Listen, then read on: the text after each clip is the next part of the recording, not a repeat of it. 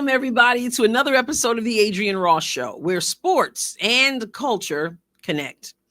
As a person who loves words and has a background in teaching English, I'm very familiar with what it is to give out a list of vocabulary words like every week, words in context, words that we're going to be encountering in the literature we're using. And so, yes, young folks, you need to learn the meanings of the words, the spellings of the words, to use the words in sentences, the parts of speech of the words, perhaps antonyms for the words, synonyms for the words, all those things. I would come in, here you go, to my 7th grade class. I think we would all agree that knowing words, knowing what they mean and how to use them, and yes, even spelling them, are important. One of the things you really don't get into in 7th grade, not too much anyway, is the origin of a word. Because words that we know today and the definitions we know today are often not what the word originally meant. So when you see the word perverted or perversion, as you see in my title of this video, you're probably not thinking about what the word actually means in its origin. I'm not talking about the ridiculous throwing of dildos on the court when I say that this season in the WNBA got perverted, where Caitlin Clark and the Indiana Fever are concerned. Not talking about that kind of perversion, right? Because that kind of fits, that throwing of those things kind of fits in the current day understanding of the meaning.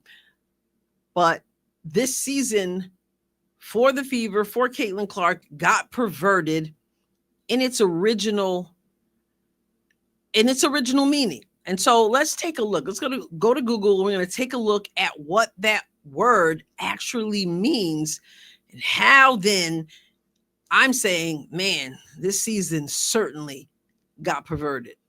The word pervert comes from Latin pervertere, meaning to turn the wrong way or to overturn. The term first entered English in the late 14th century from Old French, initially meaning to corrupt religious beliefs or to distort truth or order. The current predominantly sexual meaning of a sexual pervert emerged later with the noun form of pervert in the 1660s, meaning an apostate, and the psychological sexual sense developing in the late 19th century. So 19th century is really where people are getting their usage of perverted or perversion. But 14th century, it initially had to do with distorting truth or order. If you go down here, Latin origin, pervertere, the word's root is the Latin verb pervertere, which combines per, away, thoroughly, and vertere, to turn. So literal and figurative meaning, pervertere literally meant to turn the wrong way and figuratively meant to corrupt, subvert, or abuse. And so again, let's go down here. Again, the sexual connotation as it's used now, it says the modern sexual definition of a sexual pervert developed in the late 19th century. Now, raise your hand if you already knew that pervert has to do with turning, has to do with twisting, has to do with undoing, distorting, turning over or overturning order. Perverted. That's what it is. And I mentioned twist. Think about the word wicker, for example, as in wicker furniture. Kind of the same concept. It means to twist, to turn, to pervert, right? Right. So how do I associate that, the original meaning of the word pervert, to twist, to distort, to undo? to corrupt even. How do I connect that to this season? That's why I'm here. WNBA regular season is almost over for 2025. And I have watched, as an Indiana Fever fan, as a Caitlin Clark fan who brought me back to the WNBA, as many of you already know, I was around in the early years of the WNBA. I drifted away other than a quick glance here or there. But Caitlin Clark coming into the league, I said, man, I want to watch this. And I tuned back in. And we had the first season and we saw her do all kinds of amazing things. And we were like, oh my goodness, countdown to her second season. The perversion, the undoing, the distortion, all those things that are involved with the original meaning of perverted or perversion or pervert. It's not about Caitlin Clark being injured and out. Well, let me rephrase that. It has to do with that, but that's not what it is.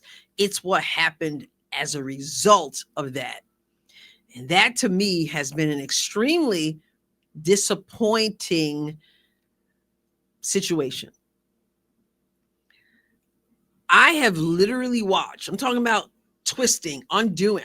I've literally watched and observed that Caitlin Clark fans, and I'm going to say it that way because there are many fans who say they're not Indiana Fever fans. They're just Caitlin Clark fans. And people can be a fan of whoever they want to be a fan of. So I've got, that's not what I'm here to talk about. But Caitlin Clark fans who supposedly cheer for the Indiana Fever, though, because Caitlin Clark's on the team, she got injured early in the season. Actually, she was out the first game of the preseason. So she was already injured. And then she was in that, what we called a slump, but chances are she just wasn't right even then. So we didn't have, Caitlin played 13 games and we didn't even have her 13 straight games, right? And so people who would typically root for Caitlin Clark or Indiana Fever fans, all of a sudden, many of them became upset if Indiana managed to win without Caitlin Clark. That's perverted. That's an undoing. That's a distortion. That's the fan of the player who wants her team to fail. We're going to get to why in a moment. Then you have people who some people call hatelins, I should say whom some people call hatelins or anti-Caitlins or whatever term you want to put. They don't like Caitlin. Okay. And so the perverted part, the twisted part, the distorted part is those people very often were cheering more for the Indiana Fever than people who said they were Caitlin Clark fans. So you had Caitlin Clark fans who were crashing out because Caitlin Clark was winning. Oh, it wasn't really Caitlin winning. It was her team. Caitlin Clark was winning because Caitlin Clark is a member of the Indiana Fever. But her fans were crashing out. And again, the people who can't stand Caitlin Clark, who drag her name, who say, oh, whatever, they are cheering when the Indiana Fever would win without Caitlin Clark. Totally perverted, totally distorted, strange stuff. So now let's talk about why. There's the narrative out there. And I warned you before the season even started. There's the narrative out there that if Caitlin's team wins without her, then the team doesn't need Caitlin Clark to win. And people got so concerned about what other people think that instead of saying, whatever, brushing it off and saying, we know the truth. We know what she brings to the team. We know how she makes everyone around her better. We know that Caitlin Clark is absolutely essential to this team and they're not better off without her. But instead of just taking that for what it is and just riding with it and rocking with it, instead, people allowed the narrative to control who they cheer for, who they come against, and really have this full campaign against Caitlin Clark's team, which by extension, of course, is against Caitlin Clark. That's perverted. That's distorted. That's an undoing. That's a twisting. The strangest thing. But when you become a servant to the opinions of other people, it'll cause you to do really strange things. And I'm watching it unfold, even to the point that if you don't join the anti-Fever but so-called pro-Caitlin group, then you're disloyal, quote unquote, and whatever. It's just a whole one after another of this perversion. And then, of course, the people who say, see, I told you they didn't need Caitlin, the ones who are pushing the buttons and poking and prodding and all that stuff. Now, they are absolutely rooting for the Indiana Fever because they think by doing that, they think that that's another knife dig into those people who support Caitlin Clark. And they're running with the narrative that, you see there, they didn't need her. You guys said, and it got to the point even so perverted that people started becoming, like I call them, the twisties, and they're looking for stuff. All right, let me just go against her teammate. Let me go against everybody associated with Caitlin. Nobody really likes Caitlin. There's a whole narrative, and the narrative is for many people because they just want to outdo the other people. I can't want the team to win. I can't want the team to win because Caitlin Clark's not playing. And then those people, they're going to say, see, and I can't handle it if they seem to be right. That's the perverted part. People really crashed out after Indiana secured a spot in the playoff on Sunday. There were people who were upset. I'm talking about people who have said they are Fever fans and Caitlin Clark fans. They couldn't allow themselves to enjoy the moment because they didn't want the moment to come because they're so consumed with this whole mindset that, well, if Caitlin's not in it, then they win. Those people over there win. So they've got to lose so that I can save face and I can look like I know what I'm talking about and everybody else can't contribute to the win. It has to be about Caitlin only, as opposed to understanding and holding your position. This is a team. Every win is a team win. Every loss is a team loss. Instead of holding the position, we know what Caitlin has brought to this team. We know that some of these players are playing better even because they've had the opportunity to play with her before. And they have learned and they have grown. And also some people just are skilled players, right? They're professional basketball players.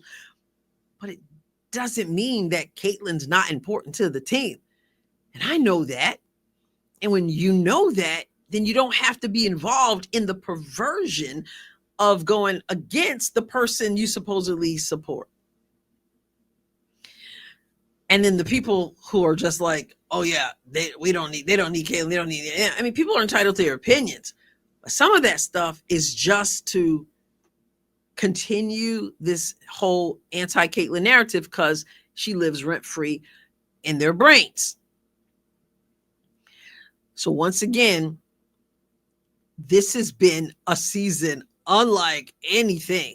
Kudos to the team who did not buy into any of the perversion, but just continued to work hard, to chip away, adversity after adversity, stick together. And that means Caitlin and her teammates and her coaches and the front office and people like me and like some of you, I'm sure, who hung in there and said, I'm not doing the perverted thing. I'm not doing the distorted thing. I'm not going to root against Caitlin Clark's team so that I can have something that I can say, oh, see, I was right. They can't win without her. I'm not, that's just wild to me. It's a perversion. Someone put in on social media, I had reposted something from the Indiana Fever and congratulated the team on the win last night and clinching a spot. And someone posted and said, you do know, right, that the narrative is going to be there that they don't need Caitlin Clark.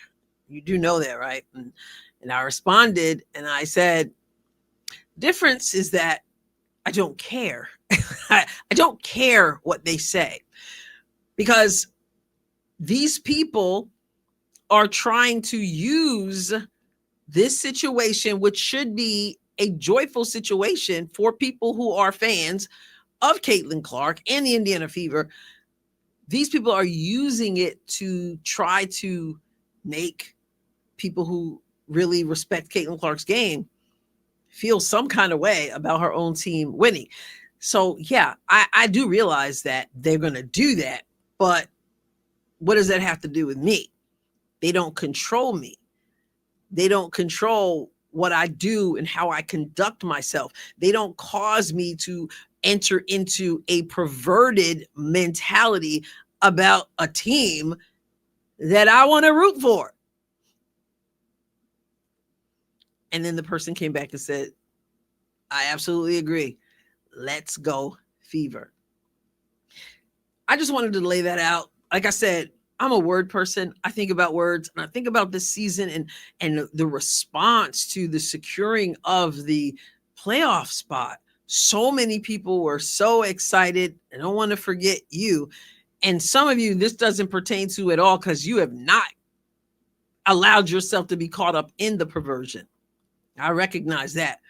But when I watched and read and listened, I said, man, some people can't even enjoy the moment because they're so concerned about somehow trying to come against a narrative that doesn't even hold any weight, because anybody who knows basketball, has watched basketball, knows that this is a team and everyone is a part of the win.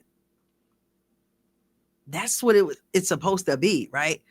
A team and people watching the game and cheering on the team, which means the player that brought you to the team. To me, it's that simple. Allowing other people to control your response to the team and the player you supposedly support is the classic example of perversion in its original meaning. As for me, let's go Fever. In the playoffs, I'm wishing this team well. This is an amazing journey. Through all the ups, all the downs, the team has stayed together and they have not taken on the perversion that is so prevalent out there. I love it. It's been tough, but I love it. We can learn a lot from this team, as I've said so many times. Listen, if you've not subscribed to the Adrienne Ross Show, hit the subscribe button if you would. If it suits your fancy, of course, thumbs up for this video if you appreciate it. And I will catch you next time, God willing. God bless you abundantly.